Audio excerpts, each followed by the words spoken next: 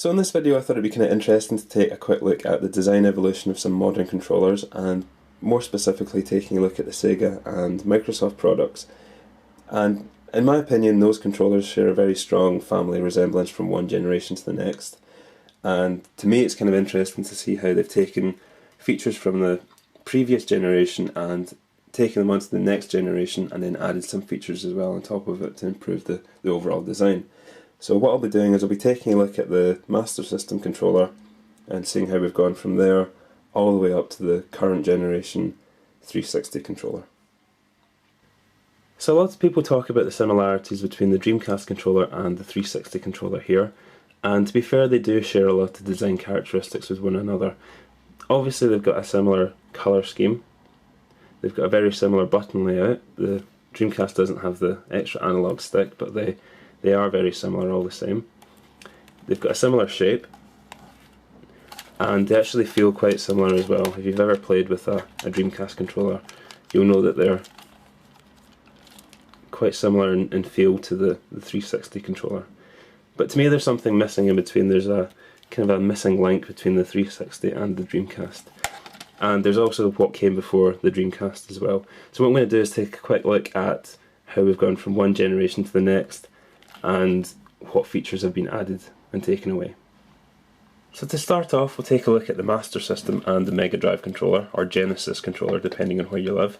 And looking at the Master System controller here, you can see it's really basic. It's really only a box with some buttons on it. And you've got your number 1, number 2 and start. Start is the same button as number 1. And you've also got your control pad here.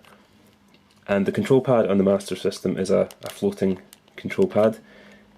It's basically all one piece, and it just rocks backwards and forwards like that. So moving on to the Mega Drive controller, you can see they've improved it quite a lot. They've improved the overall shape of it. It's much nicer to hold. You've got these kind of scoops in the bottom here where you hold on to. You've also got an extra button now, and you've got a separate button for start as well. And again you've got the D-pad, which is a kind of floating D-pad. It's all one piece and it rocks backwards and forwards. So next up we've got the Sega Saturn, and this is the controller for that console here. This is actually the Mark II version of that controller.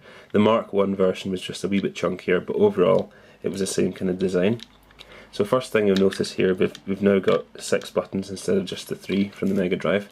You've also got the start button has been moved to the centre.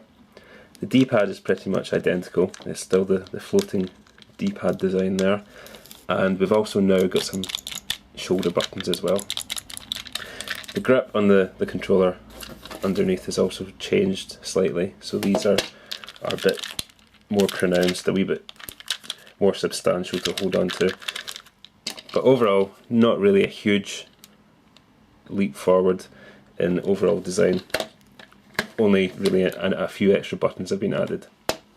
So moving on to the third revision of the Sega Saturn controller, we've now got the 3D controller, and you'll notice some big changes with the design here. You've got the addition of an analog stick here. The controller's a lot larger. It's now got proper handles on the bottom, and it's gone from having these kind of shoulder buttons to having actual triggers now. You've still got the floating D-pad, you've got the start button in the centre, you've got the 6 buttons still, but overall it's a lot larger, and you've now got this kind of circular shape design to it. The other interesting thing about the 3D controller is this here, and it's an expansion bay that Sega fitted to the controller but never actually got around to using or making any peripherals for, as far as I'm aware. I think it was because it was released late in the console's life, so they never got around to releasing any peripherals for it. But that's kind of interesting to see. You can see where they were heading with the design of that there. So now we're up to the Dreamcast, and you can see the similarities between that and the Saturn's 3D controller. You can definitely see where they were headed with the design of this. So you've got similar button layout, you've got only 4 buttons on the Dreamcast, but other than that it's pretty much identical. You've got your D-pad here. It's a floating D-pad on the Dreamcast as well, it's just a slightly different design. You've got your analog sticks, and you've still got your triggers as well. But what they've done with the Dreamcast is they've made it a lot more comfortable to hold, and they've kind of moulded everything so it fits nicer in the hand. You can see they've kind of kept this kind of circular idea as well. They've kind of crossed that over onto the Dreamcast.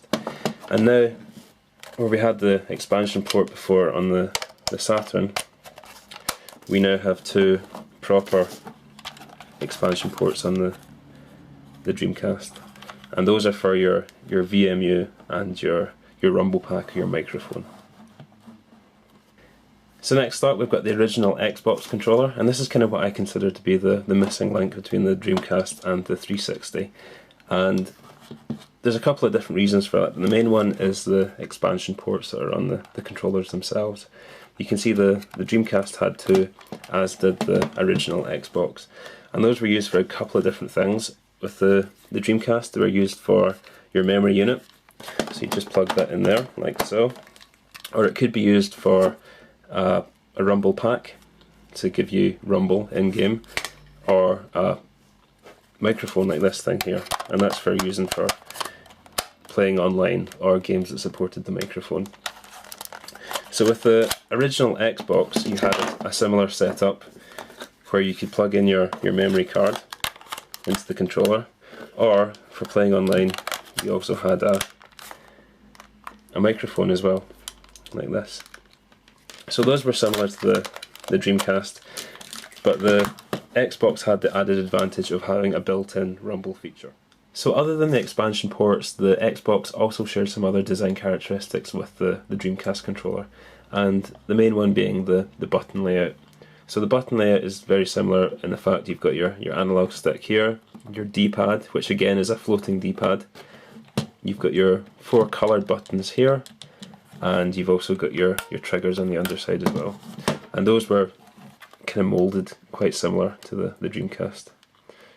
You can see that it's quite a large controller, and it is again similar to hold and play. But in addition to the Dreamcast, the Xbox controller also had a back button, and it had 2 new buttons here as well. It had a black and a white button, and most importantly we now have a second analog stick here, which you now get on basically all modern controllers. You've got 2 analog sticks, but overall very similar controllers, I think. You've got this kind of big window thing here, which is kind of pointless, but it does seem kind of similar to the window that you've got on the Dreamcast controller there. And a lot of people didn't really like the large size of the Xbox controller, so that was addressed in an updated revision, which I'll just show you in a minute. So here we've got the revised version of the original Xbox controller, and really all they did was shrink it down and make it a bit more compact. They changed the button layout slightly, so now you've got your white and your black button here, you've got your back and your start here. But other than that, it's really just a smaller version of the original. It's a wee bit more comfortable to hold, but yeah, really just the same, slightly smaller in size. And finally we're up to the current Xbox 360 controller, and you can definitely see the similarities between the previous generation and the current generation here. You've got almost identical button layout, so you've got your dual analog sticks, you've got your floating D-pads, you've also got near enough identical buttons, and you've also got your triggers on the back as well.